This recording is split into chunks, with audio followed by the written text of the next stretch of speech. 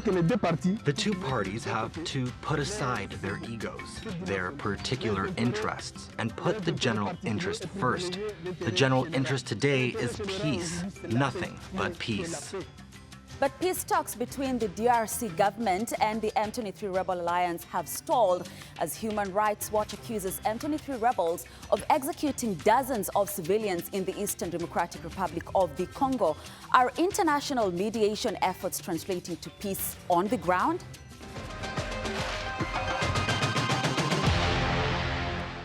On July 19th, the two parties signed a provisional ceasefire known as the Declaration of Principles in Qatar's capital, Doha. They agreed to negotiate and finalize a permanent ceasefire for a decades-long conflict in just 10 days. But they missed the August 18th deadline and they're blaming each other for it. So let's take a look at what they'd agreed on principle.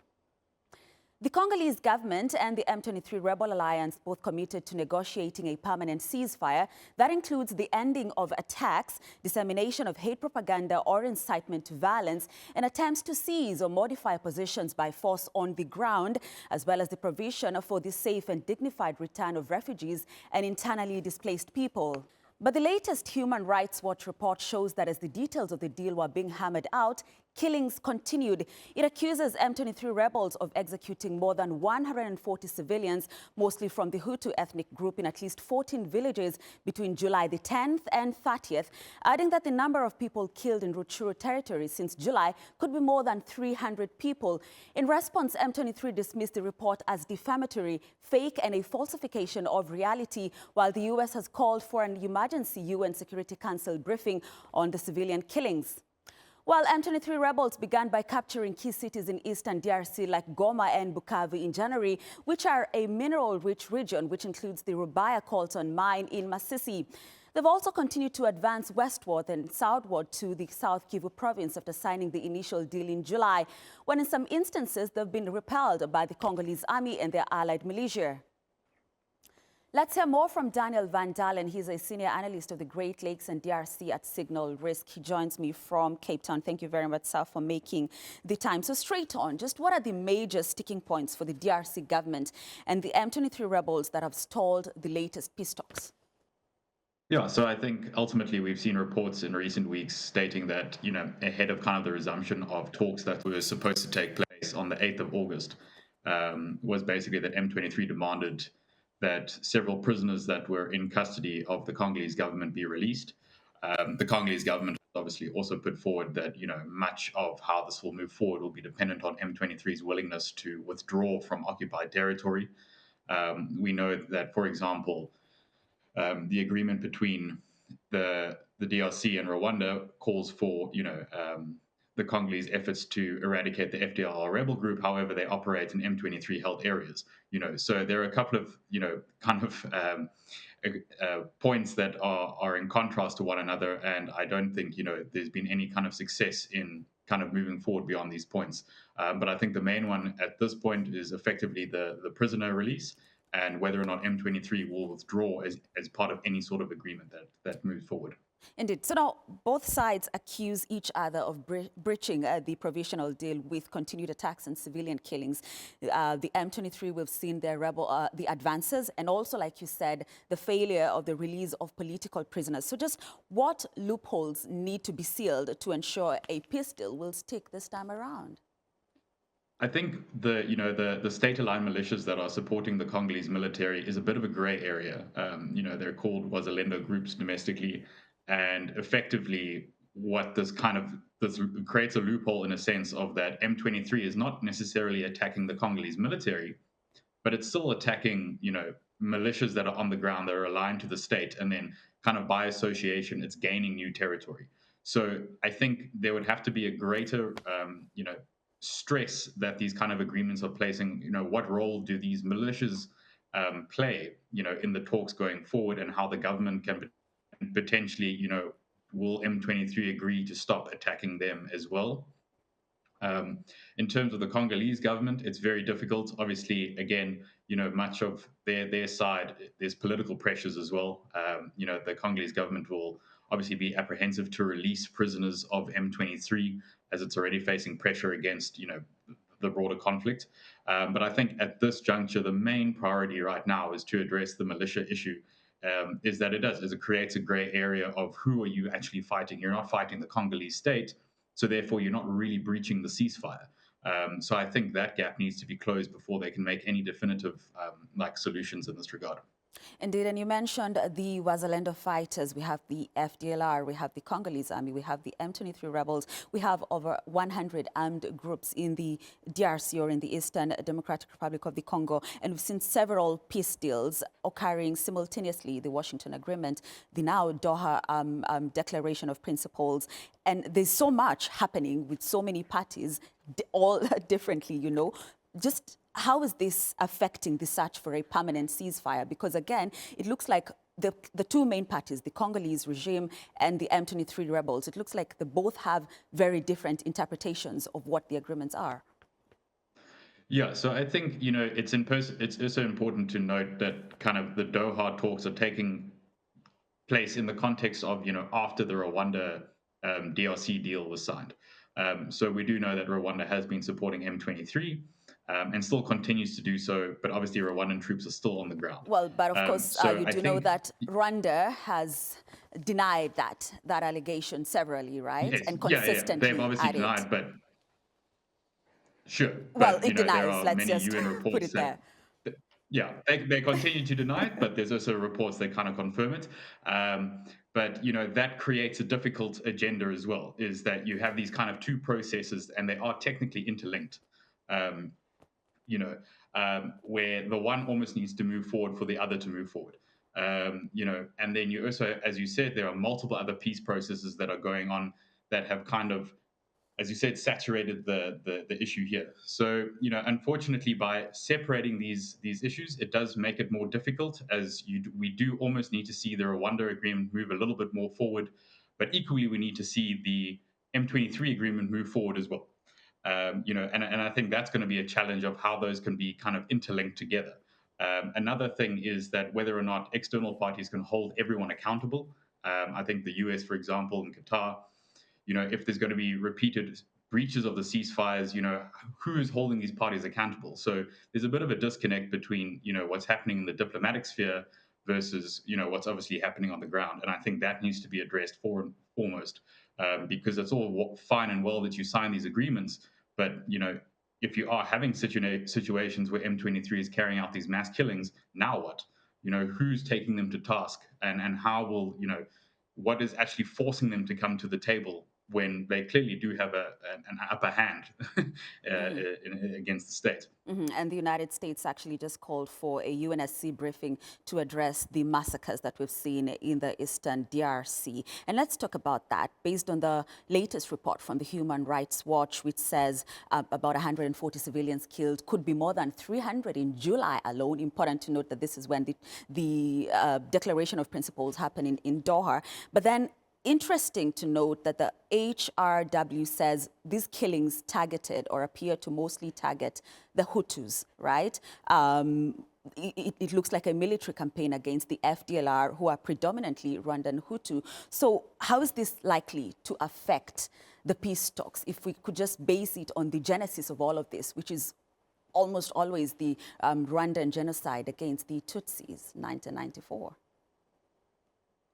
I think how this affects the peace talks going forward, I think the clearest picture is that the Congolese government and the Congolese military has already replied and said, well, we need to take action. We can't kind of let this go.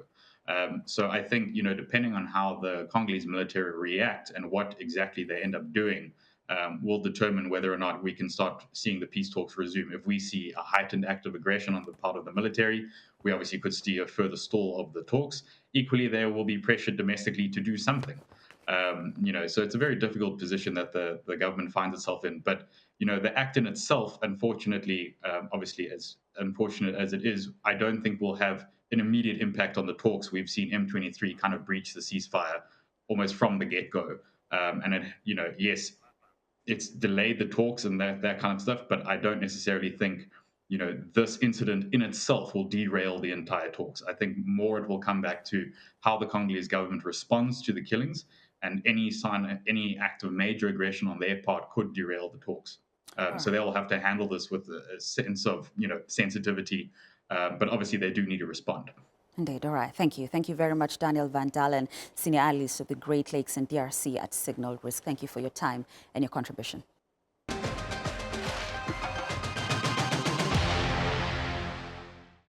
Now, you may have heard of the Tutsis and Hutus, but what about the Twa or Batwa ethnic group?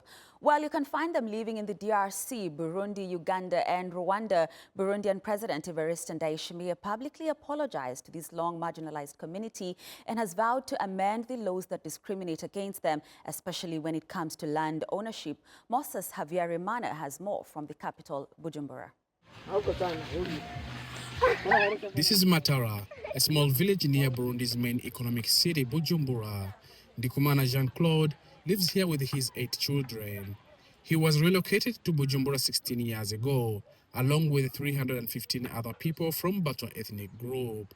He says, without access to more land, the community cannot farm or keep animals, which makes development and education difficult. Our children fail to progress in education because they go to school hungry. They get to school while others are studying. For them, they will be thinking about what they will eat after classes.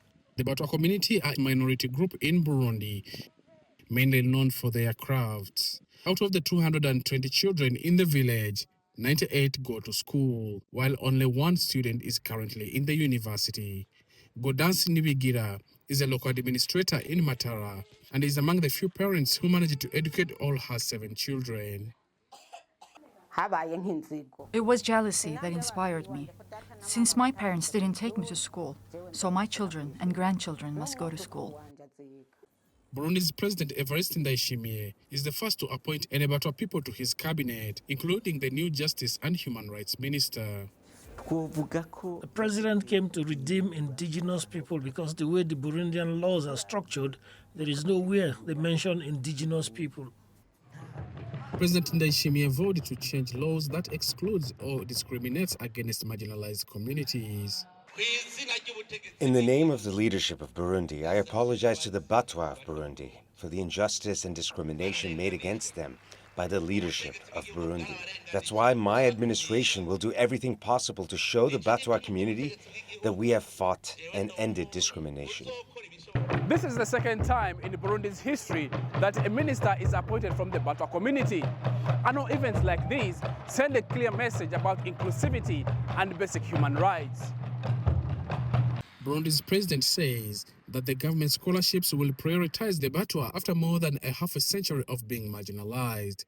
Batwa people say there is some hope at last, but struggling with poverty and lack of land, they will be waiting impatiently for the government to deliver on its promises. Moses Havyarimana, Africa Matters, Bujumbura. If you're planning to travel to Sierra Leone anytime soon, you'll probably land at the newly constructed Freetown International Airport, built through a partnership between the Sierra Leone government and Turkish construction firm FB Group. The airport plans to welcome over 1 million passengers every year. Suleiman Barre has more from Lungi, which is on the outskirts of the capital.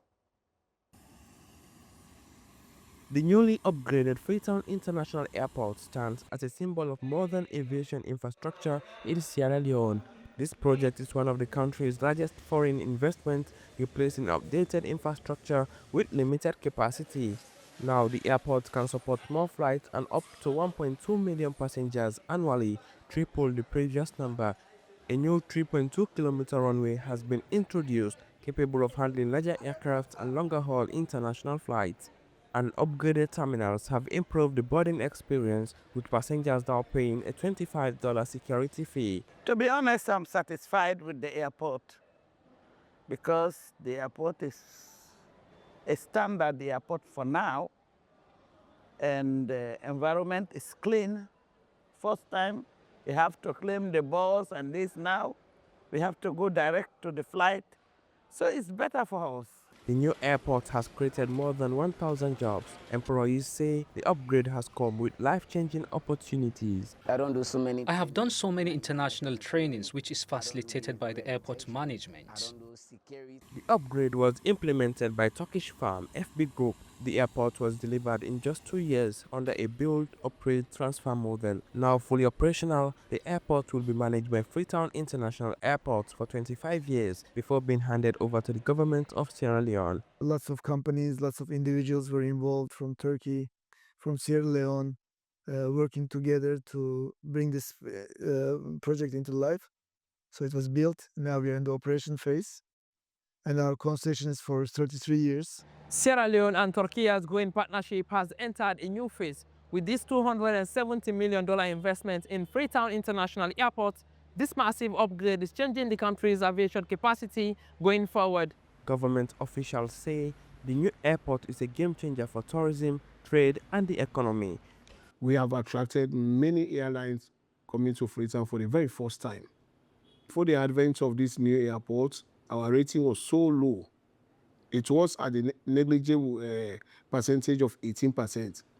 But since the completion of this international airport, our rating has gone up exponentially to the rate of 74%. As Sierra Leone opens its skies, this landmark project charts a bold course towards economic growth and a more connected future. Suleiman Bari, Africa Matters, Lunge, northern part of Sierra Leone. Ivorian President Alassane Ouattara is gearing up for a fourth re-election bid in the upcoming October election. He first took power in 2011 following 5 months of political violence and armed conflict in which at least 3,000 people were killed. Since then, Ivory Coast has made a remarkable economic recovery while pursuing an ongoing reconciliation process. But that's been put under strain by Ouattara's recent announcement, as Randolph Nogel reports. A former rebel stronghold, Bouaké still bears the scars of conflict. In 2011, thousands of Ivorians died here, pitted against each other in a power struggle that ultimately ended with Alassane Ouattara taking office as president. After 3 terms, Ouattara is still in power. Seeking a fourth, he's put this city on display as a symbol of national unity, holding Independence Day celebrations in its streets. Celebrating independence in Bouaké shows that the crisis is completely behind us and that today the country is truly unified. Nearly 15 years later, there are clear signs of progress. A booming economy with annual GDP growth topping 6%. But the trauma of the past hasn't completely faded, something former rebels who fought for Ouattara's claim to power feel to this day. We former fighters, generally when people know that we are ex-combatants applying for a job, they refuse us because they know we took up arms. And until now, the effect weighs on us. They are afraid of us. I don't want to talk about rebellion anymore, but rather about current reconciliation. Personally, I don't want to talk about the past anymore. Today we sleep well, we eat well, everything is calm. That's what I want to talk about now. Presidential elections in Ivory Coast are still fraught with tension. Ouattara's re-election bid in 2020 triggered 5 days of deadly violence in which more than 50 people were killed. Now the 83-year-old's announcement that he will seek a fourth term has triggered widespread protests in recent weeks, with thousands turning out, including supporters of former President Laurent Gbagbo, who refused to leave office in 2010, triggering the national crisis. The hope in Bouaké is that reconciliation efforts will break the cycle of political and intercommunal violence that have accompanied national elections in Ivory Coast. Bouaké is on the path to reconciliation, and we are working so that populations living in the communal territory and in the regional territory can reconcile through concerted actions, through concerted activities. But Ouattara's continued claim to power appears to be complicating the process, dividing a country along the very lines his administration is seeking to mend. Randolph Nogel, Africa Matters. Well, South Africans are already celebrating a different kind of win as the only African nation representing at this year's Women's Rugby World Cup. They'll be making their 5th appearance in the world's top tournament when the kickoff takes place in England on August 22nd. Brenda Radido tells us more. At their training camp in Cape Town, South Africa's Springbok women are putting the finishing touches to their preparations for the biggest Women's World Cup yet. The 32-player squad features a mix of exciting newcomers and seasoned veterans. Newcomers like World Cup debutant Michael Samboye and veterans like Vice Captain Babalu Alatshe, who made history in 2020 as the first African woman to play professionally. The important thing is to take every game as it comes and not to get too ahead of ourselves with the mathematics of it all. The important thing is that we still need to play our first game, and our focus is primarily that. Let's prepare well for the first game, and we'll take on the next challenge as it comes. First to win the first game, and that's what we're heading into the World Cup for. Thereafter, we'll focus on the next game, and then we'll want to win the next game as well. And ultimately, we definitely want to make the playoffs. So in saying that, we have to win the first two games in order for us to have a nice free ride to the playoffs. The Springbok women have been grouped with Brazil, Italy and France, although they have not enjoyed the same level of interest or success as their male counterparts. The victory over New Zealand's Black Ferns earlier this month has given them a boost of confidence heading to England. I think the momentum that we built across the few test matches we've played was monumental to what we wanted to achieve. And it made it more special because we just fine-tuned, like I said, and then we reap the benefits thereof. So the girls are going into the World Cup with massive confidence and knowing where we want to be and what we're heading towards. For the players, just pulling on the green and gold jersey fills them with immense pride. It's my first World Cup, so for me, it is to represent my community and my country. It really is a big thing for me, and so it's not just about me, it's about all the people who have instilled something in me and believed in me. With talent, determination and history on their sides, the Springbok women are planning to leave their mark on the world stage. Brenda Radido, Africa Matters. We head to Kenya's capital, Nairobi, where a vinyl store is preserving African history and reviving African music amid global expectations that the value of vinyl will continue on an upward trajectory. And as Christina Simic reports, these records are hugely popular all over the world. The vibrant sound of African music welcomes you as you step into this vinyl record store at Kenyatta Market. For over 3 decades, vinyl records found here have been more than artefacts. They are rare portals into the heart and soul of Africa's music heritage that is not played on the radio anymore. The fight against piracy in Kenya inspired James Rugami to open the music store after most record shops in the country were shut down due to streaming services and pirated music. With vinyl records, you are sure to be dealing with the real thing. So that's why I decided to get stuck. I didn't move to cassettes, I didn't move to CDs, and I'm still doing vinyl even today. Remember, there's a big renaissance of vinyl the last 12 years. In actual fact, 3 years ago, vinyl sold more all over the world than even CDs. James remains devoted to vinyl and says the younger generation should show more interest in classic African music. And just like James, devotees who love Kenyan benga, Swahili pop, Congolese dance music and Afro-Cuban classics, enthusiasts travel from across the world, willing to pay a premium for some of the rarest African records found here. You know, when you speak to people who have been collecting vinyl for decades, since it was first around decades ago, you hear them always say, the quality is better. But it's not until you actually buy your own sound system that you realize just how much you're missing on digital, music, like on the streaming services and everything, which are convenient, but you obviously lose the quality. Compared to using Spotify, which is the other way I listen to music, if you're finding a record, you're going back to the old days of listening to an album in full. So you're not skipping tracks. You're listening to what the artist intended to be the full piece. And I really enjoy that. James says his persistence with vinyl has paid off as global sales continue to rise. A survey by Research and Markets, one of the world's largest market and research stores, revealed that in 2023, the global vinyl market was worth $1.8 billion and is expected to nearly double to $3.4 billion by 2032. The research also highlighted that Nigeria, Egypt and South Africa are seeing a higher revival rate, contributing to a resurgence of traditional African sounds.